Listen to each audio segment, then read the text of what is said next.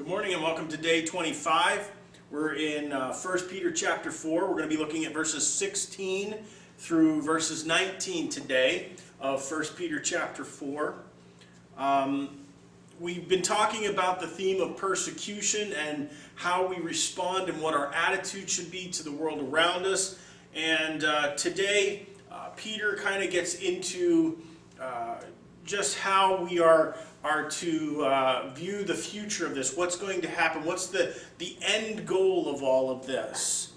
And he says in verse 16, he says, if any of you suffers as a Christian, let him not be ashamed. I want us to park ourselves right there for just a moment, because we have a tendency not to think at least hard enough as to what Peter is saying here when he says, if any of you suffers as a Christian. Okay, the idea of that term, Christian, was a term that was meant to be basically name-calling. The whole point of calling people who follow Christ Christians was kind of like this idea where they walk around and go, oh, look at those little Christs. Look at those little followers of Jesus Christ. It was a term of derision. It was a term that mocked people who followed Christ. It wasn't certainly a term that was worn as a badge of honor, but it is something that we as believers have taken on, just like the imagery of the cross. We've taken that on from what its original meaning was. See, the cross itself was a picture of shame. It was a picture of defeat. It was a picture of just sin and criminality. It was a picture of treason. And what it became for us was a sign of victory, a sign of freedom. And it's a wonderful picture of what Christ has done. And we've taken the name Christian, this mocking name, and we've made it our own. And yet there are still terms that go around that in our culture today would be said in the same way that they would have said, oh, those Christians in Peter's day. If you've been around Christianity long enough, I know many of us who are a little bit on the older side would understand. We've heard the term holy roller. And while we don't really kind of look at that and say, well, I'm not holy, I'm not like that, I don't hold myself out that, our culture looks at the way we live and they call us holy rollers. And yet that's the same kind of mentality that people in Peter's day would have said, people mocking them, calling them Christians. And that's why he says, don't be ashamed to be coined that way. Because when we're mocked, the first thing that we want to do, the first thing that the way we respond is to defend ourselves, to put up the defenses, to say, I am not like that. And yet, if somebody is to mockingly say, you're a little Christ, or they're going to mockingly say, well, aren't you acting all holy like? We should own that. We should accept that. We should not be ashamed of that. I go back into my thinking, and again, it rings true with just the same phrases that you hear over and over again in Scripture when it says, let him not be ashamed. And I go back into Romans chapter 1, and I think of what Paul said when he says, for I am not ashamed of the gospel of Christ, for it is the power of God unto salvation to everyone who believes. I'm not ashamed of that. I'm not ashamed of the life of Christ, who came, lived a perfect life, died on the cross for me. And yes, I'm a sinner. I'm wrong. And I needed him to bridge the gap for me. I shouldn't be ashamed of that. I shouldn't be ashamed of when people say, I have identified myself with Jesus Christ and I'm living that way. I shouldn't be ashamed of that. But let him glorify God in this manner. For the time has come for judgment to begin at the house of God. And if it begins with us first, what will be the end of those who do not obey the gospel of God? See, Peter is saying here, he's saying, you're being tested right now.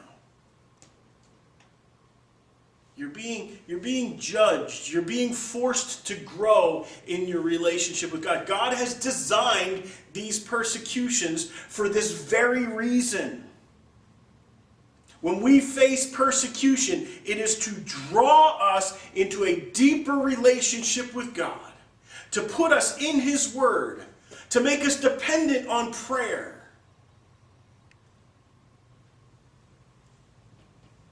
And if we fail the test, what hope do people who don't believe in the gospel have? If we are the ones who are the living representations of Jesus Christ on this earth, we're the ones who are the ambassadors for Him. We're the ones who are to be sharing the gospel, not just with our words, but with our actions. If we're not living up to that, then what hope do those people have? Don't be ashamed when you're persecuted, when the world comes against you, because your response, your proud taking on of their mockery, of their persecution, that is going to define how they see Jesus Christ. Why did you turn to Christ? I think for most of us, it was about our sin. It was understanding that we were broken and there was nothing we could do to fix our lives. There was nothing we could do to fix what was wrong with us. But what really drew you to God? What really drew you to a relationship with Him? What really drew you to understanding that He could fix your problem? It was the suffering and persecution of Jesus Christ. And how He responded, how different that was. How much that stood out from everybody else. In fact, you look at the account of the crucifixion of Jesus Christ. He was hung on a cross, and he had a thief on one side and a thief on the other. And as you read all of the accounts, both of those thieves mocked Him in the beginning. They railed on Him for what He had said and how He was taking the persecution. What did it do? His response to that persecution, his response to how people treated Him, actually drew one of those thieves to Jesus Christ, to a saving faith in Jesus Christ.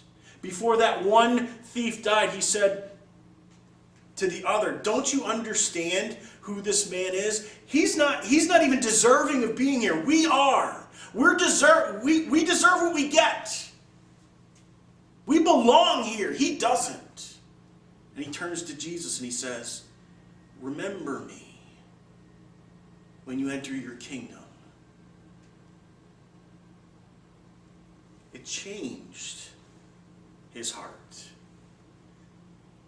And how we face persecution, how we face the mockery of those who are coming against us, who are railing against us, can change hearts. It can change lives. It changes people's eternity because they see the gospel in you. Peter reiterates this in verse 18. He says, now if the righteous one is scarcely saved, where will the ungodly and sinner appear? If we're only saved because of what we believed, and what we've seen in others, and what was represented to us, because really, would you have known the gospel if it wasn't transmitted by people? People relayed that gospel to you. They shared it with you. They lived it in front of you. It became important to you because of other people. If we're barely saved, what hope do those people have if they don't see the gospel? If they don't hear the gospel? If they don't relate to people who are going through the same things that Jesus Christ went through and responding in the same way? Therefore, verse 19, let all those who suffer according to the will of God commit their souls to him in doing good. In other words, invest your whole being in your relationship with God. Invest your whole being in living for his glory as to a faithful creator. And I love how he finishes this chapter when he says, as to a faithful creator. Live as to a faithful creator. See, God will faithfully care for those who invest their lives for him. Let me say that again. God will faithfully care for those who are willing to invest their lives in him.